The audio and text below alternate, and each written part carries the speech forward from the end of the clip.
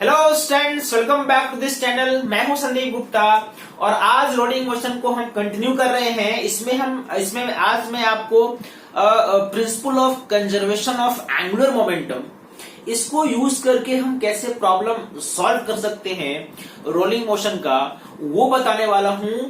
और इससे आपको बहुत आसानी से प्रॉब्लम सॉल्व होगा और ये बहुत ही यूजफुल लेक्चर है। तो लेक्चर को एंड तक देखना। आपको अगर समझ में आए, अच्छा लगे तो लाइक जरूर करना और चैनल को सब्सक्राइब भी करना, ठीक है। तो चलो सबसे पहले मैं आपको समझाता हूं कि एंगुलर मोमेंटम रोलिंग मोशन में होता कितना है, ठीक है। अभी तक आपने एंगुलर मोमेंटम को अच्छे से पढ़ा है। एंगुलर मोमेंटम मैंने आपको पढ़ाया था ट्रांसलेशनल मोशन में कैसे निकालते हैं, रोटेशनल मोशन में कैसे निकालते हैं और कंबाइंड मोशन में कैसे निकालते हैं, वो भी आप पढ़ चुके हो, ठीक है। तो मान लो कि कोई बॉडी है, कोई भी एक रिजिड बॉडी ले लो जो रोल कर रहा है, ठीक है। ये सिलेंडर हो सकता है, रिंग हो सकता है, स्फीयर हो सकता है। आगे बढ़, सेंटर ऑफ मास का स्पीड v है और घूमने का स्पीड ओमेगा है। एंगुलर मोमेंटम जब भी रोलिंग बॉडी का निकालो तो हमेशा हम निकालते हैं अबाउट पॉइंट ऑफ कांटेक्ट, ठीक है। मतलब इस P पॉइंट के अबाउट हम एंगुलर मोमेंटम निकालते हैं। आप पूछोगे सर P पॉइंट के अबाउट ही क्यों निकालते हैं? तो देखो, अगर ये रोल कर रहा है ना, अगर मान लो रोल हो रहा है तो आप जरा सा एक बार इसमें ना फोर्स के बारे में समझ लो कि एक फोर्स ऊपर N लग रहा होगा, mg नीचे फोर्स लग रहा होगा, ठीक है। और फ्रिक्शन या तो आगे या तो पीछे या तो नहीं लग रहा होगा, है ना। प्योर रोलिंग में फ्रिक्शन नहीं लगता है और अगर मान लो प्योर रोलिंग नहीं भी है तो फ्रिक्शन आगे या पीछे लग सकता है। तो अगर आप ध्यान से देखो बच्चों, तो जितने भी फोर्स हैं, N हो, mg हो, F हो, है ना, फ्रिक्शन हो, ये सभी इस P पॉइंट से पास करते हैं, ठीक है। All forces are, all acting forces, है ना, are passing through point of contact. इसलिए अगर आपने पॉइंट ऑफ कांटेक्ट को एक्सिस मान लिया तो सारे फोर्स चूंकि एक्सिस को इंटरसेक्ट करते हैं, एक्सिस को क्रॉस करते हैं, इसलिए इसमें से कोई भी फोर्स टॉर्क प्रोड्यूस नहीं करेगा, ठीक है। और अगर टॉर्क प्रोड्यूस नहीं करेगा तो एंगुलर मोमेंटम क्या होगा? कंजर्व रहेगा, है ना। तो आप कंजर्वेशन ऑफ एंगुलर मोमेंटम का यूज कर सकते हैं। तो जब भी यूज करोगे किस पॉइंट के अबाउट पॉइंट P। क्यों? क्योंकि all forces are passing through the axis and hence no torque is produced about the point of contact and hence angular momentum will remain conserve, ठीक है। पहला छोटा सा कॉन्सेप्ट, लेकिन इंपॉर्टेंट कॉन्सेप्ट समझ में आ गया। तो जब भी एंगुलर मोमेंटम कंजर्व करेंगे अबाउट पॉइंट ऑफ कांटेक्ट करेंगे, ओके।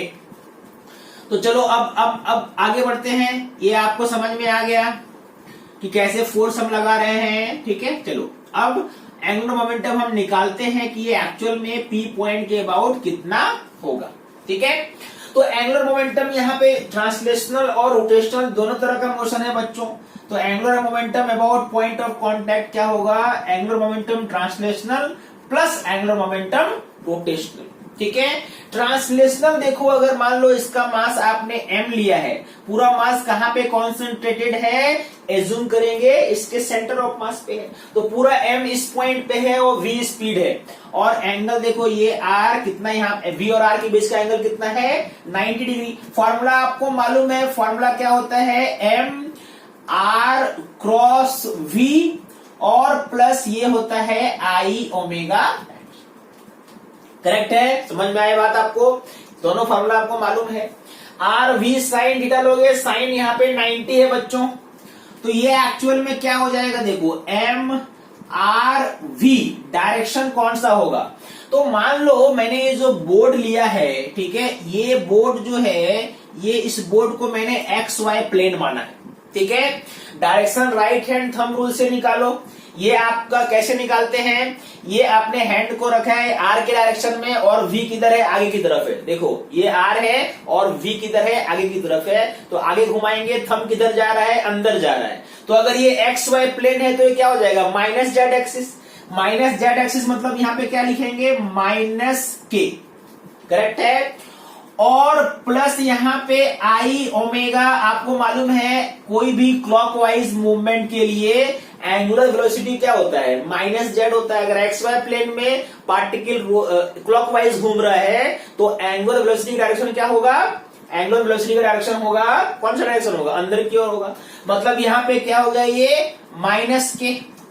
एंगुलर मोमेंटम का डायरेक्शन आप यहाँ पे एक और चीज कॉन्सेप्ट समझ लो, है ना, बहुत सारे बुक्स में नहीं दिया होता है या गलत दिया होता है, मैं आपको समझाता हूं। अगर एंगुलर मोमेंटम के डायरेक्शन को और ओमेगा के डायरेक्शन को हम सेम लिख सकते हैं कि नहीं, मैंने एक्सप्लेन भी किया था कि ओमेगा का डायरेक्शन और एंगुलर मोमेंटम का डायरेक्शन आप सेम ले सकते हो अगर वो सिमेट्रिक एक्सिस है। तो ये तो एक्सिस सिमेट्रिक है ना, ये अगर एक्सिस सिमेट्रिक एक्सिस के अलोंग घूम रहा है तो यहाँ पे जो ओमेगा का डायरेक्शन होगा वही एंगुलर मोमेंटम का भी डायरेक्शन होगा। यानी इसलिए मैंने ओमेगा के डायरेक्शन को एंगुलर मोमेंटम के डायरेक्शन को दोनों को सेम लिया। दोनों माइनस के है बच्चों, इसका मतलब ये क्या हो गया, this is M R V plus I omega, ठीक है, के कैप माइनस साइन बाहर ले लो। अब देखो अगर मान लो ये प्योर रोल है ना, अगर मान लो कि मैंने यहाँ पे लिखा कि बॉडी जो है वो प्योर रोलिंग में है, तो आपको मालूम है v इक्वल टू क्या लिख सकते हो आप, आर ओमेगा लिख सकते हो। तो अगर मान लो यहाँ पे v इक्वल टू आपने आर ओमेगा लिखा, ध्यान से समझना, ठीक है, एम आर यहाँ पे आपने लिखा आर ओमेगा, और ये क्या है, दिस इज आई ओमेगा, और ये है आपका के। ये क्या हो जाएगा, M R square. That means अब यहां से आप ओमेगा कॉमन कर सकते हो बच्चों, तो आपको क्या मिला, आई प्लस एम आर स्क्वायर, ठीक है। मैं ये क्या निकाल रहा हूं, angular momentum about the point of contact, correct है। अच्छा एक चीज यहां पे बताओ कि ये जो है, अगर मैं सिर्फ अगर इसका मैग्नीट्यूड लिखते हैं तो मैग्नीट्यूड क्या हो जाएगा बच्चों, एलपी। अगर मैं सिर्फ लिखता हूं इसका मैग्नीट्यूड तो आप क्या लिखोगे, I plus M R square into omega. अब जरा सा मुझे बताओ, थोड़ा सा दिमाग में जोर लगाओ और बताओ ये आई प्लस एम आर स्क्वायर क्या है, ठीक है, ध्यान से समझना। ये आई आपने किस एक्सिस के अबाउट लिया है, हाँ ये समझना जरूरी है ना। आई आपने, चूंकि आप मान रहे हो इसका रोटेशनल एक्सिस, ये सिमेट्रिक एक्सिस आपने लिया है, तो ये अगर आई है ना, यानी ये जो आपने आई लिया है बच्चों, ये आई लिया है आपने सेंटर ऑफ मास वाला एक्सिस लिया है, और एम आर स्क्वायर, आर जो है वो पी का डिस्टेंस है। तो अगर मान लो कि मैंने कहा कि यहां पे आप पैरेलल एक्सिस थ्योरम लगाओ, ठीक है, तो this is I C M plus M R square, क्या ये P के अबाउट मोमेंट ऑफ इनर्शिया हो गया। यानी ये जो आप लगाओगे ICM plus M R square, actual में ये क्या है, moment of inertia about P into omega, ठीक है। दैट मीन्स एंगुलर मोमेंटम को आप इस तरह से भी समझ सकते हो। तो एंगुलर मोमेंटम, दोनों फॉर्मूला में क्या अंतर है बच्चों, दोनों फॉर्मूला में अंतर है कि अगर आपने moment of inertia centre of मास का पकड़ा है तो ट्रांसलेशनल प्लस रोटेशनल दोनों का लगाना पड़ेगा, और अगर आपने मोमेंट ऑफ इनर्शिया निकाला है अबाउट पॉइंट ऑफ कांटेक्ट तो आपको मालूम है कोई भी rolling body point of contact के एक्सिस के अबाउट प्योर रोटेशन में होता है, इसलिए उसके एंगुलर मोमेंटम में ओनली रोटेशनल मोमेंटम आएगा, ट्रांसलेशनल नहीं आएगा। इसलिए दोनों का वैल्यू हालांकि एग्जैक्ट सेम आएगा, चाहे ये निकालो चाहे ये निकालो। दोनों में अंतर क्या है, एक बार एक्सिस आपने लिया सेंटर ऑफ मास, एक बार लिया आपने पॉइंट ऑफ कांटेक्ट। जब सेंटर ऑफ मास लोगे दोनों को ऐड करना पड़ेगा, ट्रांसलेशनल प्लस रोटेशनल, और जब पॉइंट ऑफ कांटेक्ट के अबाउट निकालोगे तो ओनली रोटेशनल, ठीक है। एक एग्जांपल समझ लो, ठीक है, तो और अच्छे से क्लियर हो जाएगा। एग्जांपल किसका ले बताओ, आप ही बताओ, आपके हिसाब से लेते हैं। सॉलिड स्फीयर, चलो ठीक है सॉलिड स्फीयर लेते हैं। मान लो एक सॉलिड स्फीयर है और सॉलिड स्फीयर जो है वो v स्पीड से जा रहा है और ओमेगा स्पीड से घूम रहा है, और ये प्योर रोलिंग में है बेटा। आपको बताना है एंगुलर मोमेंटम कितना होगा, ठीक है, वेक्टर फॉर्म में बताओ कितना होगा। Angular momentum about point of contact P, जल्दी से बताओ क्या होगा। हाँ, ये पहले तो आप निकालोगे लीनियर मोमेंटम। अगर आपने इसका मास m पकड़ा है, रेडियस r पकड़ा है, तो ये क्या हो जाएगा, this is simply mvr minus के अभी आपको समझ में आया ऐसा क्यों होगा, ठीक है। और प्लस आई ओमेगा, आई क्या लिखोगे, 2/5 mr², करेक्ट है। और ओमेगा के जगह में आप क्या लिख सकते हो बच्चों, ओमेगा के जगह में आप v, क्योंकि प्योर रोलिंग है तो v इक्वल टू ओमेगा, ठीक है। तो ओमेगा के टर्म में निकालें या v के टर्म में निकालें, ओमेगा के टर्म में v के टर्म में निकालते हैं, तो ओमेगा के जगह में क्या हो जाएगा, ये v/r, और ये भी क्या है बच्चों, माइनस के कैप, क्योंकि क्लॉकवाइज में नेगेटिव लेते हैं। कितना हो जाएगा बताओ, दिस मुझे लग रहा है ये एक आर तो यहाँ पे कैंसिल ही हो गया, mvr है और 2mvr/5, मतलब ये आना चाहिए -7 mvr/5 के क्या। आप ओमेगा आर के टर्म में निकालोगे तो v के जगह में क्या हो जाएगा, ओमेगा आर, है ना। तो यहाँ पे क्या हो जाएगा, -7/5 ओमेगा r²। तो वैसे भी सॉल्व कर सकते हो, ठीक है। यानी मोमेंट ऑफ इनर्शिया किस एक्सिस के अबाउट आप ले रहे हैं, आप या तो इसके अबाउट लेंगे, दोनों मोशन को ऐड करना पड़ेगा, इसके अबाउट लेंगे तो ओनली रोटेशनल लेना पड़ेगा। समझ में आ गई बात। तो ऐसे हम एंगुलर मोमेंटम रोलिंग मोशन में निकालते हैं, ठीक है। ओके, अब आती है बात, जो मेन आज का टॉपिक, आज का जो लेक्चर है वो है कि कंजर्वेशन ऑफ एंगुलर मोमेंटम को रोलिंग मोशन में यूज करके हम कैसे प्रॉब्लम सॉल्व कर सकते हैं। इसके कुछ अच्छे एग्जांपल्स लेता हूं, इसको नोट कर लो पहले। ओके स्टूडेंट, तो चलो अब ये कंजर्वेशन ऑफ एंगुलर मोमेंटम से कैसे हम क्वेश्चन सॉल्व कर सकते हैं ये थोड़ा आपको समझाता हूं। इसमें बहुत तरह के क्वेश्चंस हो सकते हैं, 2-3 क्वेश्चन मैंने लिया है, 1-2 क्वेश्चन और मैं लेता हूं। इसी क्वेश्चन पे बहुत सारे पैरामीटर्स आपको निकालने के लिए दे सकते हैं। बट पहले एक क्वेश्चन समझो, ये क्वेश्चन है क्या। क्वेश्चन है कि एक यूनिफॉर्म डिस्क है, ठीक है, एक यूनिफॉर्म डिस्क है जिसको आपने रफ सरफेस में रखा है। सरफेस कैसा है, ध्यान से पहले क्वेश्चन समझ लीजिए। ये क्वेश्चन है रफ सरफेस में आपने इसको रखा है, ठीक है। ओके, अब रफ सरफेस में अगर आपने इसको रखा है और क्या किया, आपने इसको प्रोजेक्ट कर दिया, v स्पीड से प्रोजेक्ट कर दिया, ठीक है। मान लो इसको मैंने v0 स्पीड से आपने प्रोजेक्ट करने का मतलब है आपने स्लाइड कराया, है ना। यानी कोई भी एक डिस्क लिया और इस डिस्क को स्लाइड कर दिया एक रफ सरफेस पे। यानी जब आपने स्टार्टिंग पॉइंट पे आपने उसको आप रोटेट नहीं कर रहे थे, it was only having sliding motion, है ना। तो ये क्या कर रहा था, ओनली स्लाइडिंग, ठीक है। और किस स्पीड से आपने प्रोजेक्ट किया है, v0 स्पीड से प्रोजेक्ट किया है। ओके, क्वेश्चन क्या है, क्वेश्चन है कि calculate the velocity of centre of mass of the disc when it starts pure rolling. जब ये प्योर रोलिंग करेगा, है ना, अभी वो करेगा या नहीं करेगा उस पर भी करेंगे अभी हम डिस्कशन। लेकिन क्वेश्चन क्या है कि स्टार्ट करने के टाइम आपने बस स्लाइड कराया था, कुछ देर के बाद वो धीरे धीरे प्योर रोलिंग में आ जाएगा, और वो जब वो प्योर रोलिंग स्टार्ट करेगा उस टाइम उसके सेंटर ऑफ मास का कितना वेलोसिटी है, प्योर रोलिंग करने में कितना टाइम लगा, what is the time, after what time it will start pure rolling, ये दूसरा क्वेश्चन है। और तीसरा क्वेश्चन है what is the work done by sliding friction on the disc. Disc पे इस डिस्क पे स्लाइडिंग फ्रिक्शन ने, सरफेस रफ है तो कितना काम किया। आपको फ्रिक्शन कोएफिशिएंट मान लो न्यू नॉट दिया हुआ है, ठीक है। फ्रिक्शन कोएफिशिएंट क्या है, न्यू नॉट दिया हुआ। समझ में आ गई बात। ओके, अब इस क्वेश्चन को आप बहुत तरह से सॉल्व कर सकते हो। मैं ऐसा नहीं करता कि आप एंगुलर मोमेंटम से ही सॉल्व करो, लेकिन एंगुलर मोमेंटम के कॉन्सेप्ट को अगर लगाओगे तो आसानी से सॉल्व होगा, है ना। क्यों आसानी से सॉल्व होगा, क्योंकि देखो फिर से यहाँ पे वही कॉन्सेप्ट है कि ये जो पॉइंट ऑफ कांटेक्ट है ना, सबसे पहले समझो इस डिस्क के साथ तो होगा क्या। जब डिस्क को आपने प्रोजेक्ट किया इस तरफ, है ना, जब आपने v0 के स्पीड से प्रोजेक्ट किया तो इसमें कैसा मोशन था, ओनली स्लाइडिंग मोशन था, ठीक है।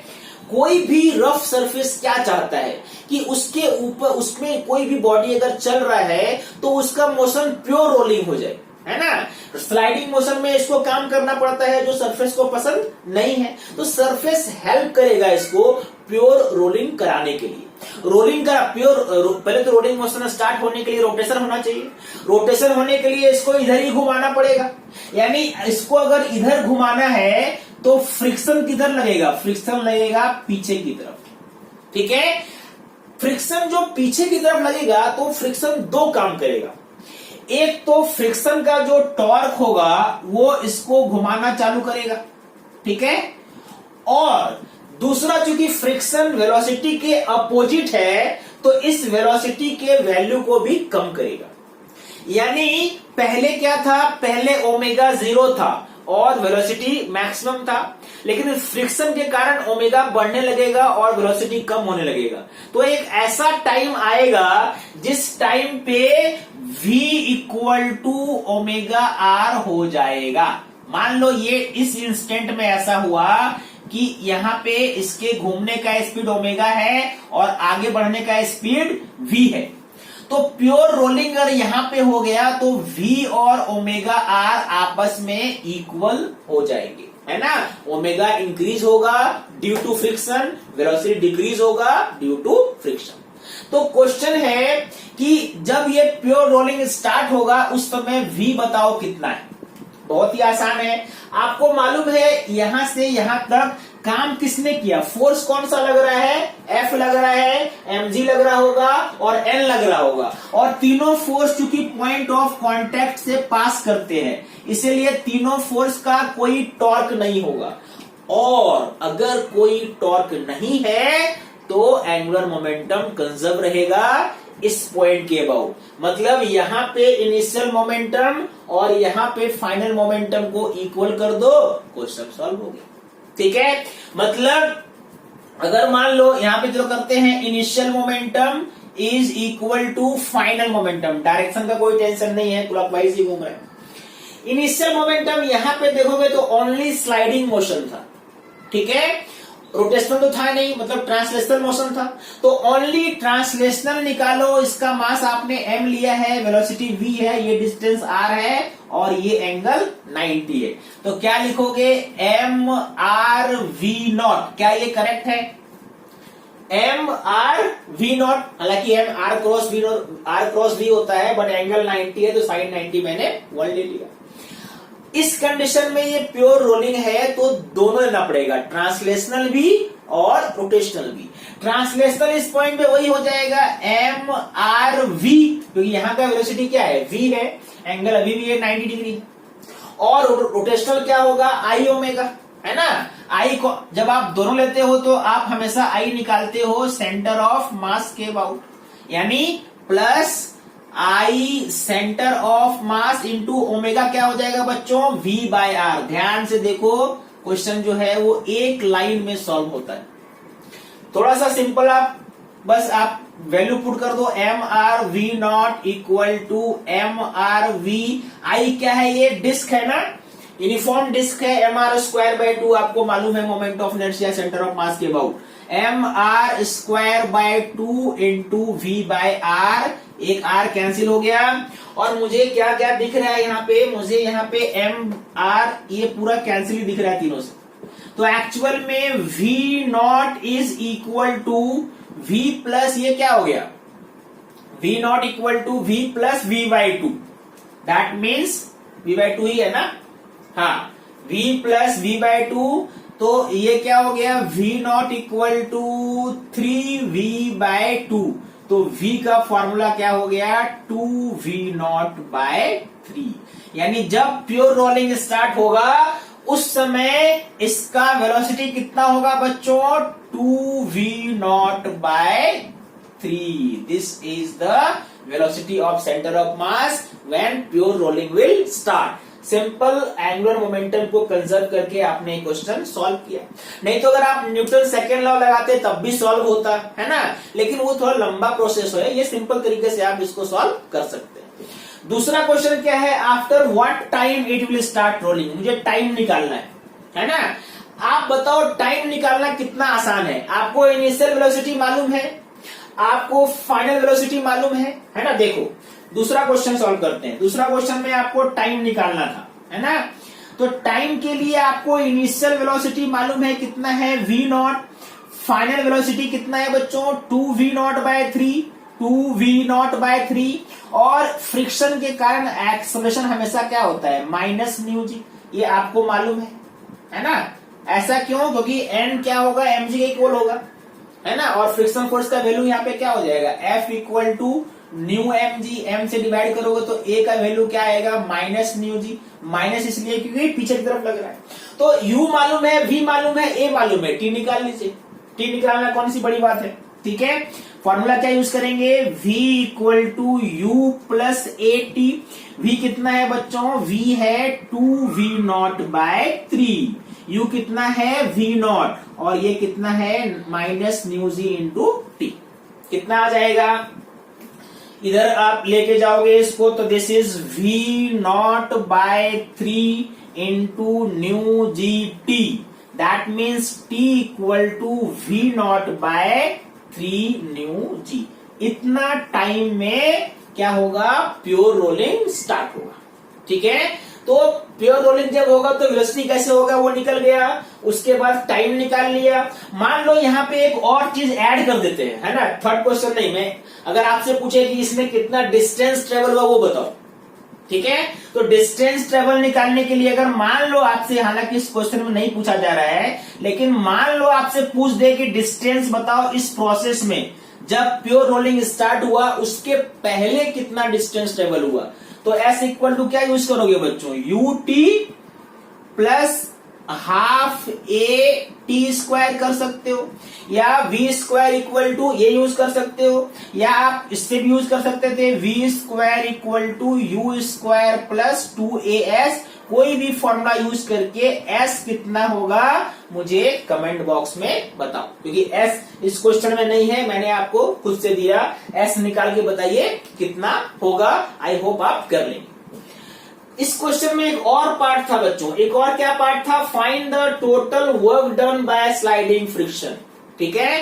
Total work done by sliding friction कैसे निकालोगे, तो total work done by sliding friction कैसे निकालेंगे, क्वेश्चन नंबर सी आ जाइए। अब स्लाइडिंग फ्रिक्शन कितना वर्क डन करेगा, जितना, हाँ, work done equal to change in kinetic energy, ठीक है। बिल्कुल सही बोला आपने। वर्क डन कैसे निकालेंगे, work done by friction, work done by friction कितना हो जाएगा, चेंज इन काइनेटिक एनर्जी, मतलब kinetic energy final minus kinetic energy initial. Kinetic energy final और काइनेटिक एनर्जी इनिशियल कैसे निकालेंगे, तो फाइनल वाले में क्या है कि आपको ट्रांसलेशनल मोशन भी है वहां पे और रोटेशनल मोशन, मतलब रोलिंग मोशन हो रहा है, तो रोलिंग मोशन का फॉर्मूला आपको लगाना पड़ेगा, और वो क्या हो जाएगा, 1/2m v स्क्वायर 1 प्लस के स्क्वायर बाय आर स्क्वायर। और जब स्टार्टिंग में था बच्चों तो ओनली क्या था, ओनली काइनेटिक एनर्जी था, ट्रांसलेशनल क्योंकि स्लाइड कर रहा था। इसको माइनस करेंगे तो हमारा आंसर आना चाहिए कि नहीं। कैसे आएगा आंसर, सॉल्व करके देख लेते हैं। ये हो गया 1/2m, v आपका फाइनल कितना निकाला है आपने, कितना निकाला है, 2v नॉट बाय 3, मतलब ये कितना हो जाएगा, into 4v not square by 9। और चूंकि डिस्क है तो 1/2, 1 प्लस 1/2 कितना हो गया, 3/2, करेक्ट है। माइनस इधर तो आपका वही है, half m v not square. थोड़ा कटिंग देख लोगे तो ये 2 और 4 कैंसिल हो गया, और ये 3 कैंसिल हो गया, मतलब ये हो गया m v not square by 3, इतना ही हुआ ना, हाँ, minus 1/2m v not square, कितना हो जाएगा आंसर। ये अगर आपने 6 लिया है नीचे 2 और 3, that means -1/6m v not square. Minus sign बताता है कि friction is done by, work is done by frictional force, जो कि हमेशा नेगेटिव होता है। तो वर्क डन बाय फ्रिक्शन भी निकाल सकते थे, सिंपल वर्क एनर्जी थ्योरम हमने यूज किया। तो इस एक क्वेश्चन से 2, 3, 4 तरह के पैरामीटर्स निकालना मैंने आपको सिखाया, एक आपको होमवर्क भी दिया है, वो आप सॉल्व करेंगे, ठीक है। ऐसे ही कुछ मिलते जुलते और भी बहुत सारे क्वेश्चंस हो सकते हैं। देखो मैं लेता हूं, पहले आप इसको नोट कीजिए। ओके, अब देखो एक दूसरा क्वेश्चन लेते हैं, वैसा ही थोड़ा और अच्छे से इसको क्लियर करने के लिए मैंने एक क्वेश्चन और लिया है। इसके बाद मैं आपको एक प्रैक्टिस क्वेश्चन भी दूंगा। लेट सपोज एक होलोस्फीयर है। होलोस्फीयर ऐसा है कि इसका घूमने का ओमेगा जो एंगुलर वेलोसिटी है, घूमने का स्पीड v0/r है, और सेंटर ऑफ मास का जो स्पीड है, सेंटर ऑफ मास का स्पीड है v0/2, मास इसका m लेना और इसका रेडियस r लेना। अब आपको बता रहा, अभी तो प्योर रोलिंग नहीं है। प्योर रोलिंग है क्या? प्योर रोलिंग नहीं है। अगर आप देखोगे तो v0 जो है ये ओमेगा r के इक्वल नहीं है, ठीक है। मतलब इसका जो वेलोसिटी है इन दोनों का अगर आप देखोगे, ओमेगा नॉट क्या है, v0/r। अगर प्योर रोलिंग ये कब होता, जब इसका ओमेगा v0/2r होता, लेकिन इसका ओमेगा v0/2r से ज्यादा है, इसलिए प्योर रोलिंग नहीं हो रहा है। तो हो क्या रहा है, कौन सा ज्यादा है, ज्यादा घूम रहा है या ज्यादा आगे बढ़ रहा है? तो आप ध्यान से देखोगे, प्योर रोलिंग के केस में इसका इस कंडीशन में क्या होना चाहिए था, ओमेगा नॉट होना चाहिए था v0/2r। तब अगर ये दोनों रहता तो हम बोलते ये प्योर रोलिंग अभी है, लेकिन इसके घूमने का स्पीड ज्यादा है, इसलिए प्योर रोलिंग नहीं है। तो प्योर रोलिंग करने के लिए घूमना जो है उसको कम करना पड़ेगा, ठीक है, और इसको बढ़ाना पड़ेगा। इसीलिए फ्रिक्शन किधर लगेगा बच्चों, फ्रिक्शन आगे लगेगा, ताकि इसका जो टॉर्क है ये ओमेगा को कम कर सके और ये वेलोसिटी को बढ़ा सके, है ना। तो ऐसा जब करोगे तो एक टाइम आएगा जब ये रोलिंग मोशन स्टार्ट हो जाएगा, ओमेगा नॉट कम होगा, वेलोसिटी बढ़ेगा, और इस कंडीशन में इसका जो वेलोसिटी है v=ω/r हो जाएगा। बात समझ में आ गई? ओके। अब इस कंडीशन में क्वेश्चन क्या था, find velocity of centre of मास। यहाँ पे जो वेलोसिटी पूछ रहा है, ये किसका वेलोसिटी पूछ रहा है, सेंटर ऑफ मास का, when it starts pure rolling. कहने का मतलब ये जो वेलोसिटी है आपको v बताना है, और ओमेगा तो आप v/r पुट करोगे। फिर से सेम वही कॉन्सेप्ट बच्चों, क्योंकि सारे फोर्सेस पॉइंट ऑफ कांटेक्ट को क्रॉस कर रहे हैं, इसलिए पॉइंट ऑफ कांटेक्ट के अबाउट लीनियर एंगुलर मोमेंटम क्या करेंगे, कंजर्व करेंगे। कंजर्व कर दो। यहाँ पे कितना मोमेंटम जल्दी से बताओ। यहाँ पे घूमने का क्लॉकवाइज है, माइनस के, आगे बढ़ रहा है माइनस के, दोनों को ऐड करना पड़ेगा। तो ट्रांसलेशनल प्लस रोटेशनल दोनों लेना पड़ेगा यहाँ पे। हालांकि प्योर रोलिंग नहीं है, लेकिन ट्रांसलेशनल मोशन तो है। तो ये कितना लोगे यहाँ पे लोगे, एक तो लो ट्रांसलेशनल mr, ठीक है, इंटू v0/2 और प्लस आई ओमेगा, होलोस्फीयर है बच्चों, तो क्या लिखोगे 2/3mr², आई हो गया। और ओमेगा के जगह में क्या लिखने बोल रहा है, v0/r, तो वो आप लिख दीजिए। ये क्या है, this is initial angular momentum. यहां पे आते हैं जब ये फाइनल स्टार्ट होगा। फाइनल स्टार्ट होगा तो क्या लिखेंगे, mrv, और प्लस ये क्या हो जाएगा, आई तो वही है 2/3mr², और ओमेगा की जगह में क्या लिखोगे, v/r। सिंपल सा इसको कैलकुलेट करोगे। मुझे यहाँ पे क्या क्या दिख रहा है कैंसिल होता हुआ, यहाँ पे मुझे पूरा ये mr दिख रहा है, कैंसिल हो सकता है, ठीक है। तो क्या मिला इधर, v0/2, ठीक है, दिस इज 6, ये हो गया 3v0 प्लस 4v0, और इस तरफ ये 3 2 5 ना, यानी 5v/3, ये कैंसिल कर सकते हो। यानी v का फॉर्मूला एक्चुअल में क्या हो रहा है, 7v0/10। आई होप आपका भी आंसर इतना आया है। एक बार आंसर मैच कर लीजिए, ठीक है, मैच हुआ, करेक्ट है। अब आपके लिए एक इसी से मिलता जुलता एक होमवर्क क्वेश्चन देता हूं, देखो, है ना। क्वेश्चन क्या है कि मान लो ये होलोस्फीयर ही है, ठीक है, लेकिन ये स्टार्टिंग में इधर घूम रहा है, ऐसे उल्टा घूम रहा है।